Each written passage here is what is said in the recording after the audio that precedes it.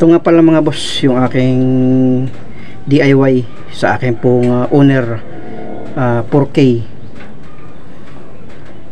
Base sa mga mekaniko na gumagamit ng 4K, ang 4K ay isa sa matipid na sasakyan.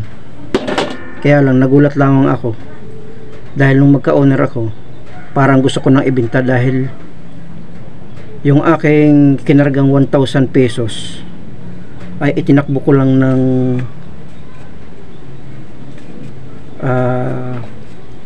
6 kilometer ay nasaid na yung aking 1,000. May kasama pang tulak yun mga boss.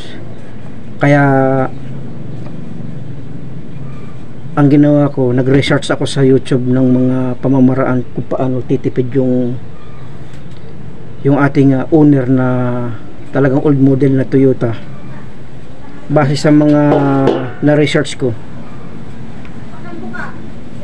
ang takbo talaga ng owner, yung 1 liter niya ay kaya daw tumakbo ng 18 kilometer in 1 liter.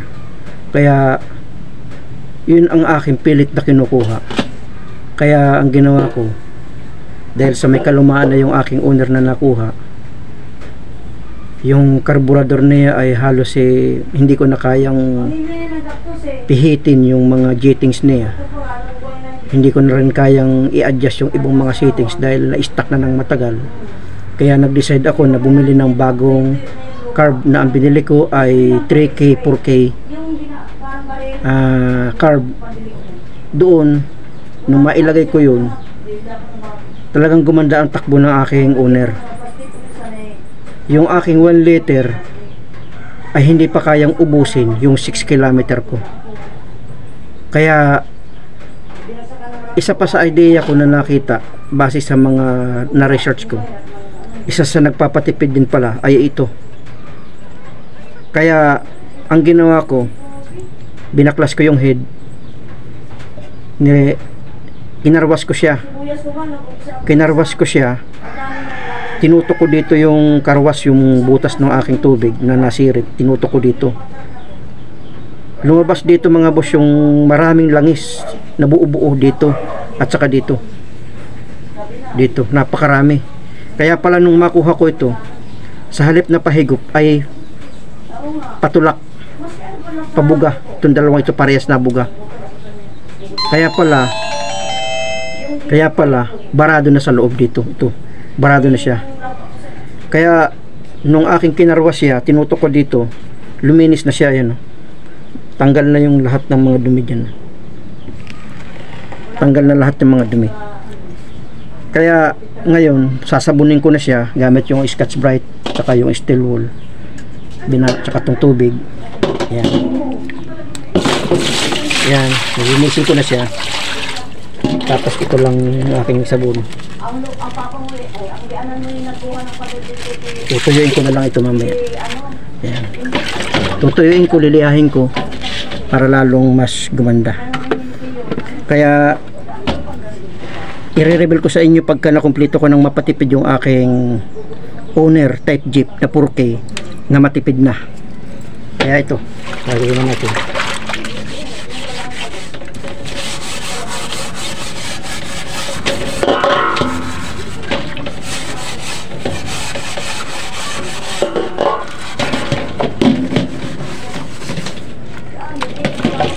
Yung ibang mga mekaniko, alam kong magagaling sila kaya lang hindi na nila pinagtutuunan ng pansin ito dahil sa dami sigurong mga gawa, sa daming nakapila, hindi na nila halos maalinis ito.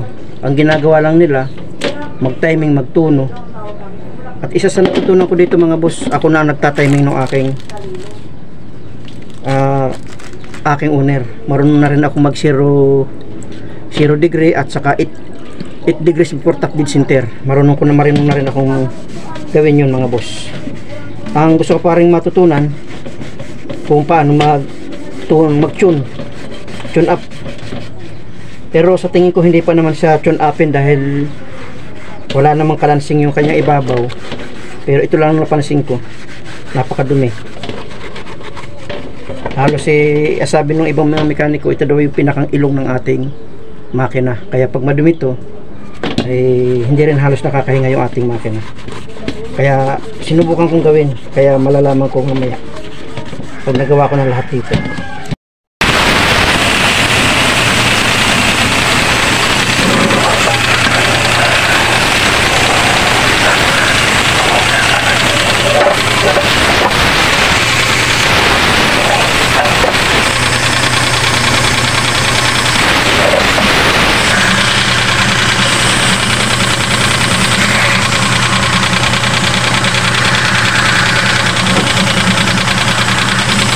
Pinakpan ko ito, dito na nada sa ilalim, saka dito. Ito. Nakita nyo ito dito. Saka dito sa baba, dito sa ilalim. Dito nadaan. Dito.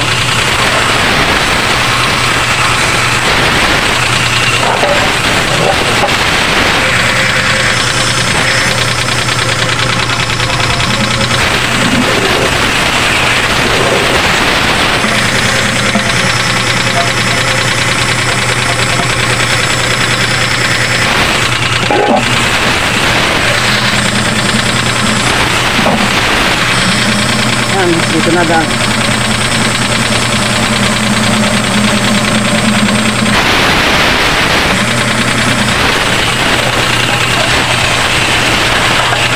Okay na siya. Patutuyuin ko na lang. Tinakpan ko muna siya ng tela pasamantala. Ayan. Nililinis ko pa yung kanyang top head.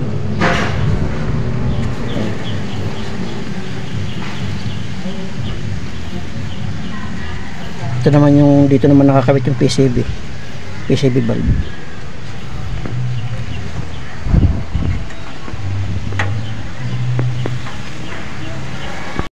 Ito yung aking carb, yung 4K owner.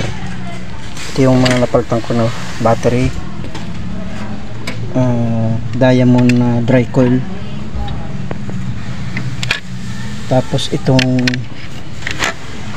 electronic distributor, at ito ang aking 3K 4K carburetor. Ito nga pala yung aking tangke pasamantala, tangke ng gasolina ko ngayon, dahil yung aking tangke ay napansin ko na natulo, yung pala ay may putas. Yung palang kanyang drain outlet ay wala ng thread, kaya pinare-thread ko muna siya. Kaya dito ko muna siya inilagay, kaya nasusukat ko na kung ilang litro yung akin na nagagamit. Ayan, may mga guhit-guhit siya. May 1 litro, may 2 liters, kaya nakikita ko na yung sukat. Kaya ang gagawin ko pa sa susunod ay magdi-DIY din ako kung paano maglagay ng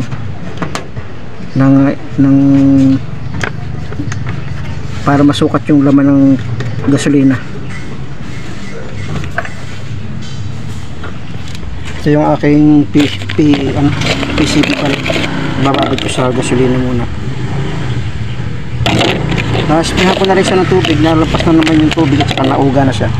Ayan, nababit ko pa sa gasolina.